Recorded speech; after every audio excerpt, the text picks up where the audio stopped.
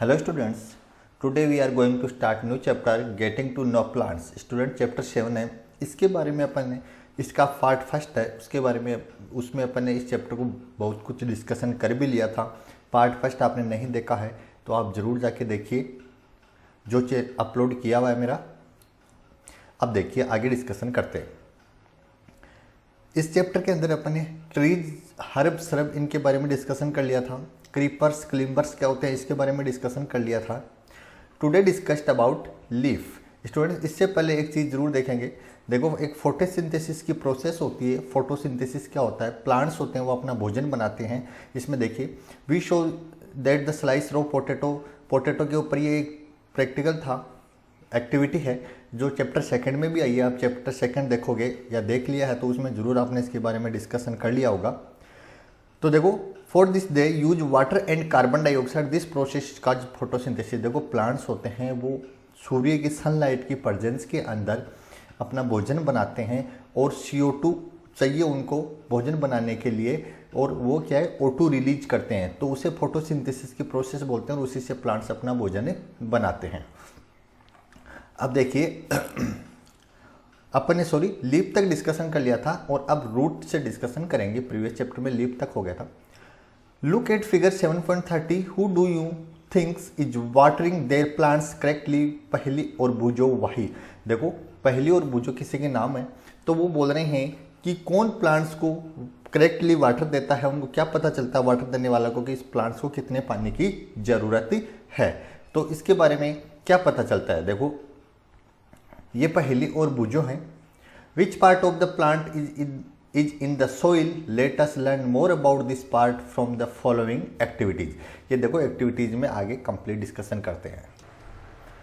देखिए activity, you would require two pots, some soils, खुरपी, blades और a pair of scissors and water. देखो, आपको इस एक्टिविटी में क्या क्या चीज़ें ज़रूरत पड़ेगी? एक पोट, 2 पोट की ज़रूरत पड़ेगी, सोइल की ज़रूरत पड़ेगी, खुरपी जो खोदने के काम आती है डिगिंग के लिए, ब्लेड की ज़रूरत पड़ेगी, और सीजर्स का या कैंची वगैरह हो सकती है।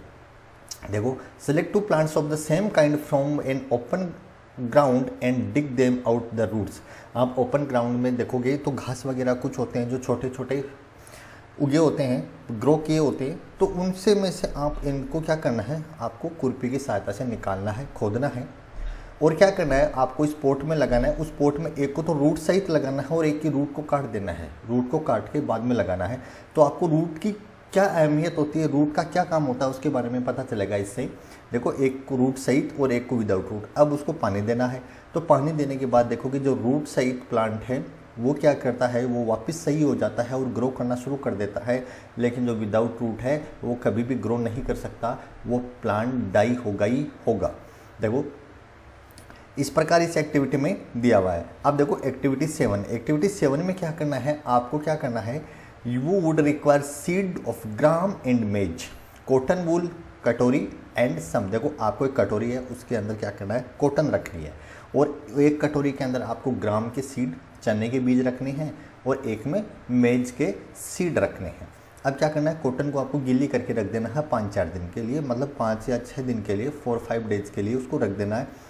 अब आप देखोगे कि जो वो कॉटन है वो गीली है, उसमें पानी डालोगे, जब पानी होगा तो बीज ग्रो करने शुरू करते हैं। अब देखोगे कि ये बीज इसमें इस प्रकार की आकृतियाँ निकलना शुरू हो जाती हैं, और इनमें भी। लेकिन अब कई दिनों तक रखोगे तो कॉटन के अंदर उसकी रूट्स चली जाती हैं, और रूट चली जाने के बाद में क्या होगा, उनको आप इजीली अलग नहीं कर सकते। वो रूट उसके, जैसे मिट्टी में कोई बीज है तो मिट्टी में बीज तो अलग कर सकते हो, लेकिन जब प्लांट ग्रो करना शुरू कर देगा तो उसको अलग नहीं किया जा सकता, क्योंकि उसकी रूट कंप्लीटली मिट्टी के अंदर चली जाती हैं और उसको मिट्टी को पकड़ के रखती हैं एक तरह से। ये सेकेंड एक्टिविटी है।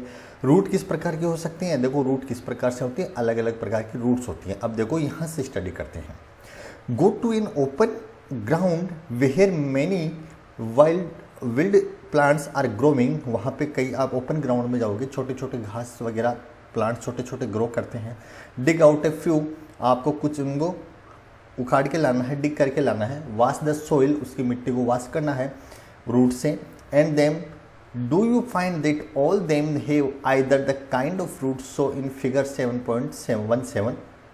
देखो रूट कितनी प्रकार की होती है, इंपॉर्टेंट चीज़ यही है, कितनी प्रकार की रूट होती है। देखिए एक प्रकार की रूट इस प्रकार की होती है, आप ओपन ग्राउंड से जो भी अनवांटेड प्लांट हैं जो जिनकी ज़रूरत नहीं होती है उनको आप उखाड़ के लाओगे तो उनमें देखोगे कुछ में इस प्रकार की रूट मिलेगी। देखो इस प्रकार की रूट का मीन्स क्या है, जिसमें एक रूट इस प्रकार निकली होती है और उसमें साइड में छोटी छोटी रूट अलग से निकली होती है, और कुछ में देखो कोई भी मेन रूट नहीं होती है, सारी ही मेन रूट होती हैं बहुत सारी।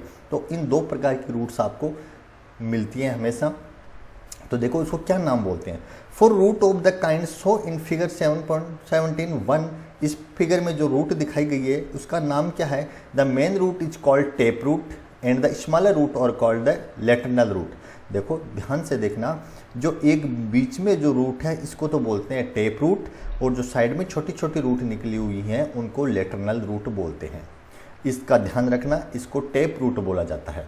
और इस रूट को क्या बोला जाता है, plants with root as so in figure 7। इसके अंदर जो दिखाया गया है do not have a main root, इसके अंदर कोई भी मेन रूट नहीं है। देखो बहुत सारी मेन रूट है इसके अंदर। All root seem similar and these are called fibrous root. ये रूट है वो फाइब्रस रूट होती है, ये टेप रूट है और ये फाइब्रस रूट है। ये रूट के दो प्रकार होते हैं स्टूडेंट, याद रखना इनको। Separate the plant you have collect into two group, in group A put those have tap root and in the group B those have the fibrous root. आप बहुत सारे प्लांट्स को लाओ और छोटे छोटे और उनको देखो, उनके ग्रुप में डिवाइड करके देखो कि टेप रूट किस में है और फाइब्रस रूट किसके अंदर है। What kind of venation do they have, the kind of venation do see in for plants group B, do you notice that leaf venation and the type of root in the plant are related in a very interesting way. अब देखोगे आप इस प्रकार की जिस plant में root होगी उनमें लीफ सब इस प्रकार की होती है, और इस प्रकार की जिसमें होती है उसमें लीफ भी अलग प्रकार के होते हैं, मतलब जिस प्रकार की रूट उसी प्रकार की लीफ। अब आगे देखते हैं। We have learn that root absorb water and minerals from the soil and the stem conduct these to live and other part of the plant. देखो रूट का मेन काम क्या होता है, रूट का मेन काम होता है सोइल से वाटर को एब्जॉर्ब करना और मिनरल्स को एब्जॉर्ब करना। मिनरल्स क्या होते हैं, जो प्लांट्स को अपन न्यूट्रिशन देते हैं, बहुत सारी चीज़ें देते हैं जो अपन वो क्या होती है, जैसे मेन्योर वगैरह होती है, ये सारे के सारे फर्टिलाइज़र देते हैं, तो वो सारे के सारे मिनरल्स होते हैं जो सोइल में भी प्रेजेंट होते हैं, वो रूट एब्जॉर्ब करती है वाटर के साथ और लीफ तक पहुंचाने का काम करती है। The leaves prepare food, this food travels through the stem and it's stored in different part of plants। देखो लीव क्या करती है, भोजन तैयार करती है। मैंने बताया फोटोसिंथेसिस की प्रोसेस सिर्फ लीफ में होती है। आपको अगर फोटोसिंथेसिस के बारे में पता नहीं है क्या होता है तो मैं इसके ऊपर एक वीडियो बना दूंगा, आप नीचे कमेंट करके जरूर बता देना कंप्लीट क्या होता है फोटोसिंथेसिस की process.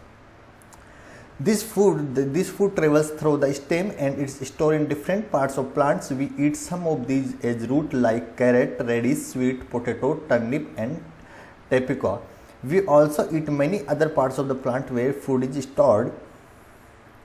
Do you agree that stem is a like street with two-way traffic? Write the same name of material that goes up in the stem and which comes down. अब देखो क्या करना आपको, इसके अंदर आपको क्या है, देखो रूट का मेन काम और रूट का क्या करती है। देखो रूट का काम होता है कि यहाँ से सोइल से पानी को और मिनरल्स को पत्तियों तक पहुँचाना, और पत्तियाँ बनाती है, लीफ बनाती है खाना।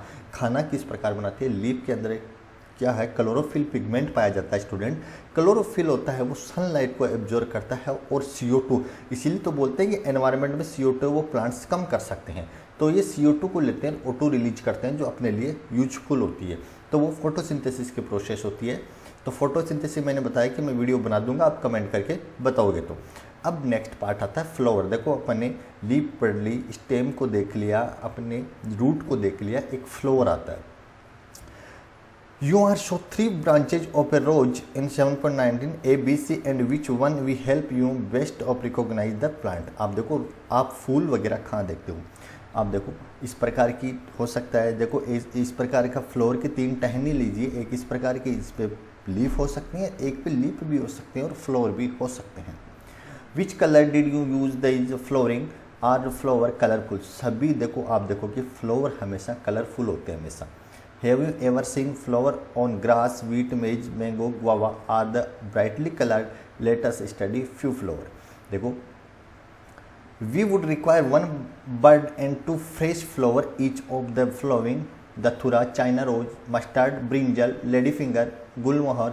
आज इनमें से कोई भी एक फूल लीजिए, इनमें से जैसे आप रोज का फूल ले लीजिए जो इजीली आपको मिल जाएगा गुलाब का।